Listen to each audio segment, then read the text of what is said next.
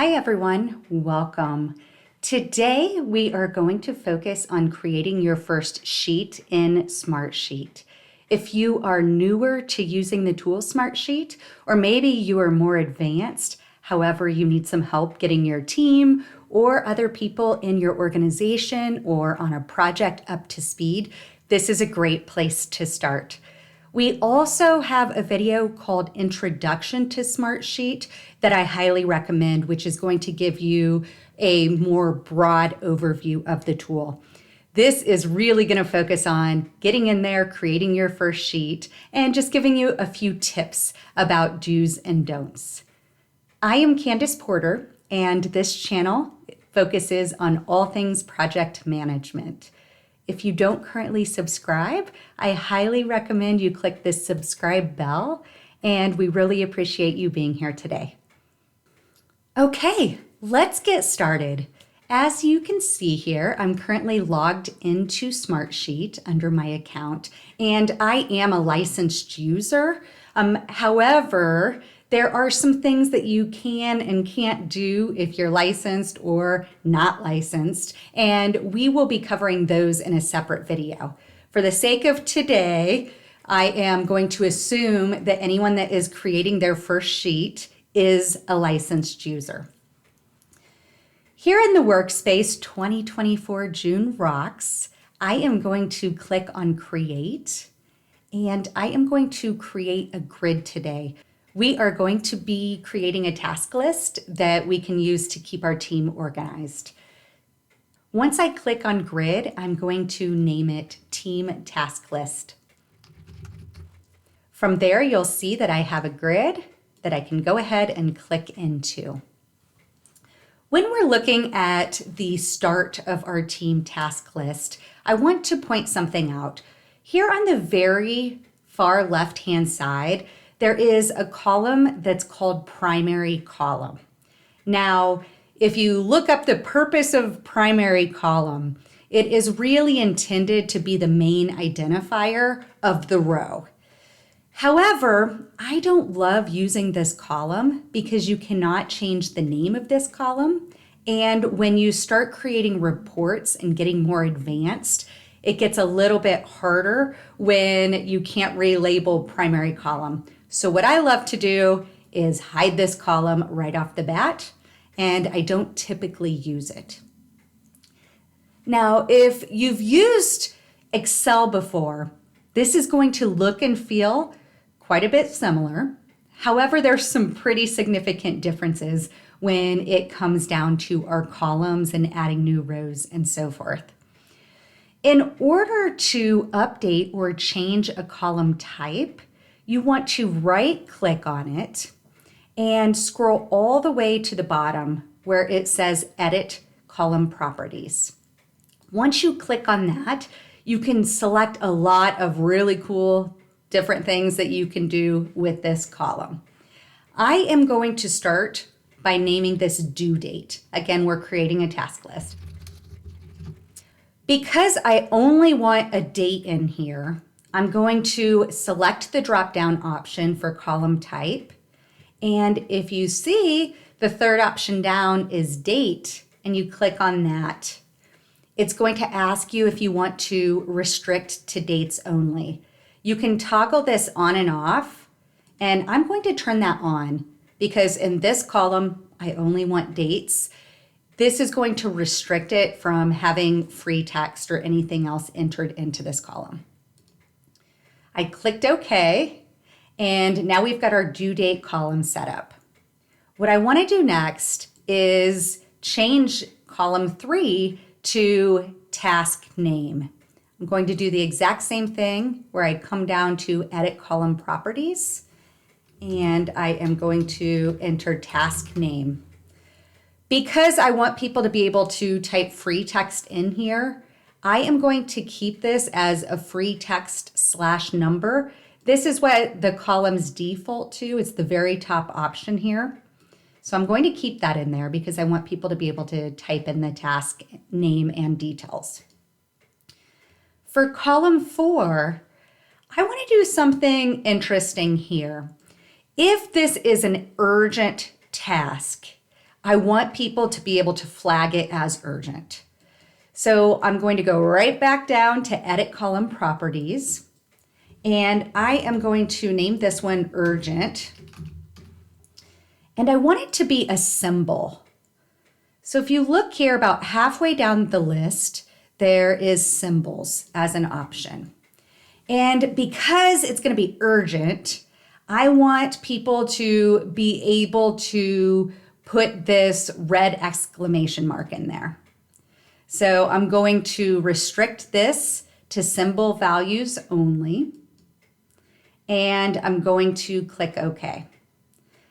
That will allow the team, when it's urgent, to select the red exclamation mark. For column 5, I want this to be who it's assigned to. Since we're all going to be working in this sheet and sharing it, we need to have someone's name in here. I want to put this in as a contact list. So if I go to Edit Column Properties and click the drop down, Contact List is going to allow me to select certain people that I want to be working in this document as different contacts that we're going to be assigning tasks to. So if I click Contact List, I do not want multiple contacts per cell. I'm a big believer that one person per task so that we can drive some accountability. So I'm not going to toggle that on. If you wanted to have multiple people assigned to a specific line item, you could toggle that on and you could allow multiple people to be assigned to that particular task. Restrict to list values only. I do want to enable that because I'm going to just be sharing this list with 2 of my team members, Cameron and Amanda. So they are the 2 people that I want to add to the contact list. Now, if you are licensed and you share the Smartsheet license with your company or with your team, there's a good chance that the contacts are going to be defaulting here. So when I click on this, you'll see that there's a little magnifying glass. I have mine automatically pop up as far as the people that I often work in Smartsheet with.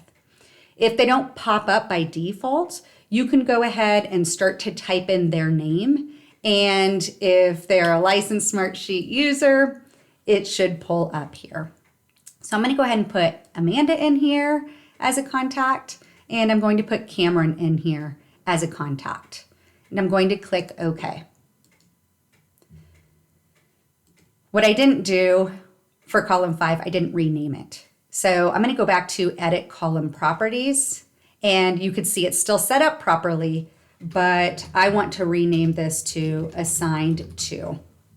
For column 6, I want there to be specific departments that we can align per task.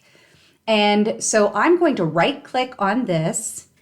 I'm going to go back to Edit Column Properties, and I want to call this Department, and I want it to be a drop-down list. So if I come back to the column type, you will see the second option down is drop-down list, and you can allow multiple values per cell. Again, I'm not going to use that one, but I do want to restrict to list values only. That means if I turn this on, then only the departments that are listed in what I'm putting in here are going to be able to be selected and added to this particular column. So I'm going to have operations,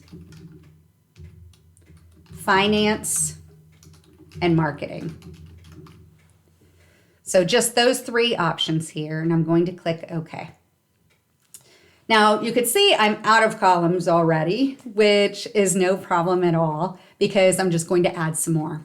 There's a couple of cool things that you could do. Now, if I click on these 3 little dots up here, it's going to give me some options that are not currently showing up for me on the toolbar. And again, we have a separate video called Introduction to Smartsheet. If you want all of the nitty-gritty details, I highly recommend that you start there. What I really love is this option where it looks like 2 bars and it asks me if I want to insert a column. It's a really fast way to just click on it, and it's going to prompt me to label the column. I want this to be a status column. So when people go in and update where they're at with this task, I want it again to be a drop-down list, and our options are going to be open or on hold.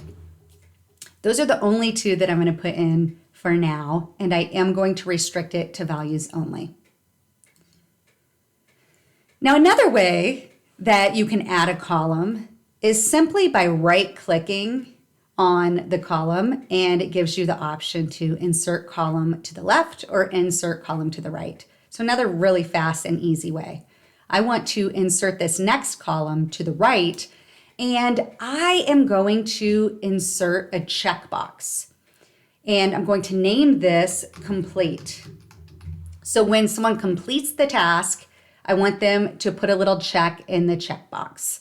You'll see here that we can select the checkbox option, and it gives you some different options here. So the checkbox, the flag, the star. I want it to be an actual checkbox. I also want to restrict it to checkbox use only. Now, our last but certainly not least column, I want to add a comments column. So as people are working through the task list, they have somewhere where they can type where they're at with completion of the task. So I'm going to add one more column, insert column to the right. And I'm going to keep this as text and number so that people could just enter free text. Now I'm going to click save so that we don't lose anything. And let's work through this because I want to add a few more features to this. So due date, we're adding our first task, and I want this to be due, let's say June 27th. And the task is invoice. Urgent, yes. Now, I'm going to put high here. If it wasn't, I could select medium or I could select low. But I want it to be a high urgency. And I want it to be assigned to Amanda. So I'm going to select Amanda.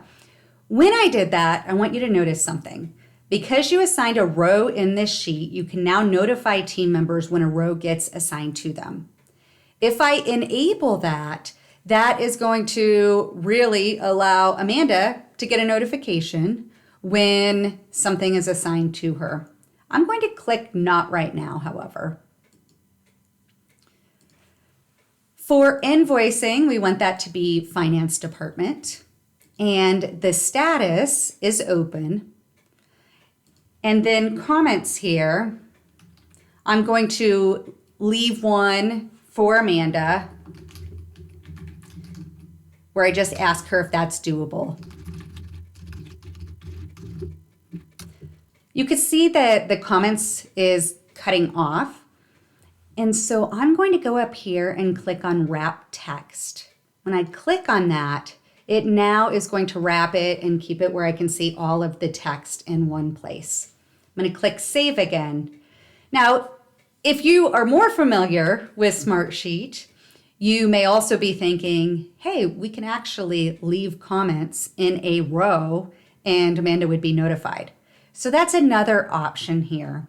If I want to add a comment and tag Amanda, there's a few different features over here. One being a paperclip, and that allows you to add attachments to this particular row. So maybe I have an invoicing schedule or a list of the customers that need invoiced. I could go ahead and upload that to the row. This is a really easy drag and drop. If I want to click on that, you'll see it pops up where it says attachments. And I'm going to drag, let's say, my invoicing schedule here. There you go. It's now associated with that row. I'm going to close that out. And I can tell that the attachment uploaded because that paperclip is now a light blue color versus non-existent unless you hover over it. This comment piece that I was getting to is the next option where it says add a comment. So if I click on this, it is going to allow me to tag Amanda and this will notify them. Now, what you're seeing pop up here, I started this from scratch. So I created a workspace that only I have access to. And I created a new grid, which is the sheet that we're working in. I have not shared my workspace or the sheet with Amanda at this point. So when I tagged her, it's telling me that I now need to give her permission so that she can come in and she could see the comments and she could respond to them. So it's asking me what permissions I would like to give Amanda: admin, editor that can share, editor that cannot share, commenter, or viewer. Amanda is going to get admin rights. So I'm going to give her admin rights and post the comment. Now Amanda has access to this sheet and Amanda was tagged so that she knows she can come out here, see the comment, see that a task was added, and respond accordingly. I now want to add some conditional formatting to this sheet because if you recall, when I added the status, I only added open or on hold. I added the complete option to the right because I want someone to come and click the complete box when the task is closed. However, unless you kind of look at this and realize that someone's manually checked the complete, it's not clear that maybe this task is closed. So what I want to do, I want to set up some conditional formatting. It's this option up here. It looks like a little grid. It's got some gray and white rows in it. And format cells or rows based on rules. So I need to set up some rules and let Smartsheet know what I want to happen. So if I do this, I want this to happen. So I'm going to add a new rule by clicking right here, add new rule.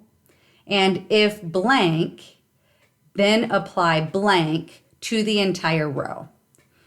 That is the default here. And so I am going to tell it if complete is checked,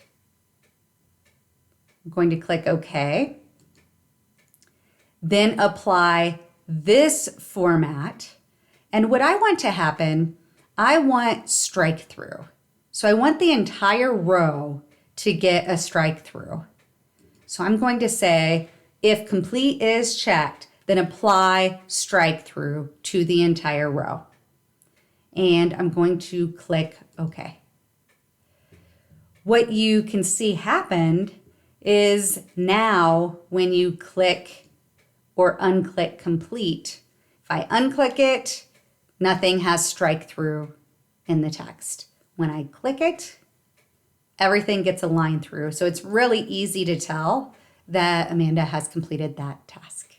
I want to thank you so much for joining me today. I hope that you are excited about using Smartsheet. I have to tell you, the possibilities are endless with this tool. This was a very basic intro to creating your first sheet. And I want to remind everyone, if you are creating your first sheet and it needs to be shared with someone, then you want to make sure that you give them access rights. Access rights can be given at the workspace level, so I'll show you that momentarily, or the sheet level. If you want to give someone access to the sheet, while you're in the sheet, you can come up here to where it says share, click on that, and you'll see the two options: workspace, access to everything in the workspace, or sheet, access to this sheet only. My preference is to always give access at the workspace level when possible. Think of the workspace level as almost a folder where you're going to save and store different sheets and reports and dashboards eventually that you create in Smartsheet with a group of individuals. And so since Amanda and Cameron and I work together a lot, we could go ahead and create a workspace for our team and then put all of these shared sheets in that workspace. It makes it a lot easier for people to find the different sheets versus having just one-off sheets that are shared with them. So I'm going to click Share at the workspace level, and I'm going to add Cameron, and I'm going to add Amanda, and I am going to notify people and share. We all now have access to the worksheet with this actual task list in there. And then if we want to create other sheets or documents and store them in the workspace, that is where they will all be.